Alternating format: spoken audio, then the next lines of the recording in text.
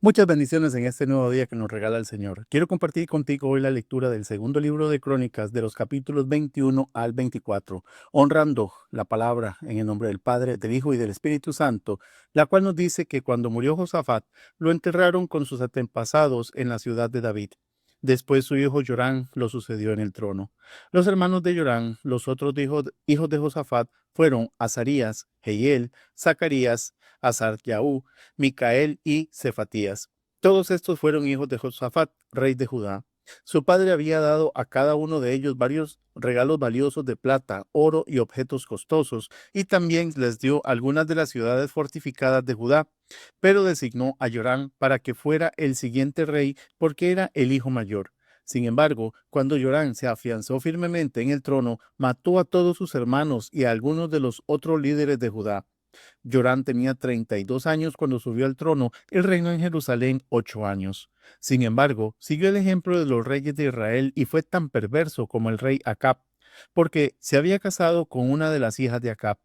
Así que Yorán hizo lo malo a los ojos del Señor. No obstante, el Señor no quiso destruir la dinastía de David, porque había hecho un pacto con David y le había prometido que sus descendientes seguirían gobernando, brillando como una lámpara por siempre. Durante el reinado de Joram, los edomitas se rebelaron contra Judá y coronaron a su propio rey. Entonces Joram marchó con todo su ejército y todos sus carros de guerra. Los edomitas rodearon a Joram y a los comandantes de sus carros, pero él los atacó de noche, al abrigo de la oscuridad. Aún así, Edom ha sido independiente de Judá hasta el día de hoy. La ciudad de Libna también se rebeló por ese mismo tiempo. Todo esto ocurrió porque Yorán había abandonado al Señor, Dios de sus antepasados. Había construido santuarios paganos en la zona montañosa de Judá y había inducido a la gente de Jerusalén y de Judá a apartarse del buen camino y a entregarse a dioses paganos. Luego el profeta Elías le escribió la siguiente carta a Yorán. Esto dice el Señor, Dios de tu antepasado David. Tú no has seguido el buen ejemplo de tu padre Josafat, ni el de tu abuelo Asa, rey de Judá. En cambio, has sido tan perverso como los reyes de Israel. Has llevado al pueblo de Jerusalén y de Judá a rendir culto a los dioses, tal como lo hizo el rey Acab en Israel. Incluso has matado a tus propios hermanos, hombres que eran mejores que tú. Por eso ahora el Señor está a punto de herirte con un fuerte golpe a ti, a tu pueblo, a tus hijos, a tus esposas y a todo lo que te pertenece. Sufrirás una grave enfermedad abdominal que se empeorará cada día hasta que se te salgan los intestinos. Después, el Señor incitó a los filisteos y a los árabes, pueblos que vivían cerca de los etíopes, para que atacaran a Yorán. Marcharon contra Judá, derribando sus defensas, y se llevaron todo lo que había de valor en el palacio real, incluso a los hijos y las esposas del rey. Solo quedó con vida Ocosías, el menor de sus hijos. Después de todo esto, el Señor afligió a Yorán con una enfermedad intestinal incurable. Cada día empeoraba y al cabo de 2 años se le salieron los intestinos por causa de la enfermedad y murió con terribles dolores. Su pueblo no hizo gran hoguera funeraria para honrarlo, como se había hecho con sus antepasados. Yorán tenía 32 años cuando subió al trono y reinó en Jerusalén 8 años. Nadie sintió pena cuando murió. Lo enterraron en la ciudad de David, pero no en el cementerio de los reyes. Entonces el pueblo de Jerusalén proclamó como siguiente rey a Ocosías, el hijo menor de Yorán, ya que bandas saqueadoras que llegaron con los árabes habían matado a todos los hijos mayores. Por eso Ocosías, hijo de Yorán, reinó sobre Judá. Ocosías tenía 22 años cuando subió al trono y reinó en Jerusalén 1 año. Su madre se llamaba Atalía y era nieta del rey Omri. Ocosías también siguió el mal ejemplo de la familia del rey Acab, porque su madre lo animaba a hacer lo malo. Hizo lo malo a los ojos del Señor, igual que la familia de Acab.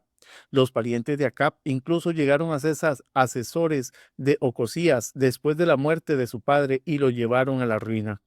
Siguieron su mal consejo. Siguiendo su mal consejo, Ocosías se unió a Joram, hijo del rey Acab de Israel, en su guerra contra el rey Asael de Arán en Ramot de Galaad. Cuando los arameos hirieron a Joram en la batalla, él regresó a Jezreel para recuperarse de las heridas que había recibido en Ramot. Como Joram estaba herido, el rey Ocosías de Judá fue a visitarlo a Jezreel. Ahora bien, Dios había decidido que era que esta visita sería la ruina de Ocosías. Mientras estaba allí, Ocosías salió con Joram para encontrarse con Jehú, nieto de Nimsi, a quien el Señor había designado para destruir la dinastía de Acab. Mientras Jehú llevaba a cabo el juicio contra la familia de Acab, por casualidad se encontró con algunos de los funcionarios de Judá y con parientes de Ocosías que viajaban con él. Entonces Jehú los mató a todos. Luego los hombres de Jehú buscaron a Ocosías y lo encontraron escondido en la ciudad de Samaria. Lo llevaron ante Jehú, quien lo mató. Ocosías recibió un entierro digno porque la gente decía, era el nieto de Josafat, un hombre que buscó al Señor con todo el corazón, pero ninguno de los sobrevivientes de la familia de Ocosías estaba en condiciones de gobernar el reino. Cuando Atalía, la madre del rey Ocosías de Judá, supo que su hijo había muerto, comenzó a aniquilar al resto de la familia real de Judá. Pero Josaba, hermano de Ocosías e hija del rey Yorán, tomó a Joás, el hijo más pequeño de Ocosías, y lo rescató de entre los demás hijos del rey que estaban a punto de ser ejecutados. Josaba puso a Joás con su nodriza en un dormitorio. De esa manera Josaba, esposa del sacerdote Joiada y hermana de Ocosías, escondió al niño para que Atalía no pudiera asesinarlo. Joás permaneció escondido en el templo de Dios durante 6 años, mientras Atalía gobernaba el país. En el 7º año del reinado de Atalía, el sacerdote Joiada decidió actuar. Se armó de valor e hizo un pacto con 5 comandantes del ejército: Azarías, hijo de Jeroán; Ismael, hijo de Joanán; Azarías, hijo de Obed; Maasías, hijo de Adai; y Elisafat, hijo de Sicri. Estos hombres viajaron en secreto por todo Judá y convocaron a los levitas y a los jefes de clanes de todas las ciudades para que fueran a Jerusalén. Entonces se reunieron frente al templo de Dios, donde hicieron un pacto solemne con Joás, el joven rey. Joiada les dijo: aquí está el hijo del rey. Ha llegado el momento para que él reine. El Señor prometió que un descendiente de David sería nuestro rey. Tienen que hacer lo siguiente: cuando ustedes, sacerdotes y levitas, empiecen el turno el día de descanso, una tercera parte de ustedes servirán como porteros, otra tercera parte irá hasta el palacio real y la otra tercera parte estará en la puerta de los cimientos.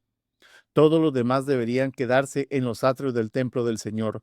Recuerden que los sacerdotes y los levitas de turno pueden entrar en el templo del Señor porque han sido separados como santos. El resto del pueblo deberá obedecer las instrucciones del Señor y permanecer fuera. Ustedes, levitas, formen una escolta alrededor del rey y tengan sus armas en la mano. Maten a cualquiera que intente entrar al templo. Quédense junto al rey, vaya donde vaya. De manera que los levitas y todo el pueblo de Judá hicieron todo tal como el sacerdote Joiada les había ordenado. Los comandantes se encargaron de los hombres que se presentaban para su turno ese día de descanso, así como los que terminaban el suyo. El sacerdote Joiada no permitió que ninguno se fuera a su casa después de haber terminado su turno. Luego Joiada dio a los comandantes las lanzas y los escudos grandes y pequeños que habían pertenecido al rey David y estaban guardados en el templo de Dios. Ubicó a todos los hombres alrededor del rey con sus armas listas. Formaron una hilera desde el lado sur del templo hasta el lado norte y alrededor del altar. Entonces Joiada y sus hijos sacaron a Joás, el hijo del rey. Pusieron la corona sobre su cabeza y le entregaron una copia de las leyes de Dios. Lo ungieron y lo proclamaron rey y todos gritaron: ¡Viva el rey! Cuando Atalía oyó el ruido de la gente que corría y los gritos aclamando al rey, fue deprisa al templo del Señor para ver qué pasaba. Cuando llegó, vio al recién coronado rey de pie en el lugar de autoridad junto a la columna de entrada al templo. Los comandantes y los trompetistas lo rodeaban, y todo el reino celebraba y tocaba las trompetas. Los cantores con instrumentos musicales dirigían al pueblo en una gran celebración.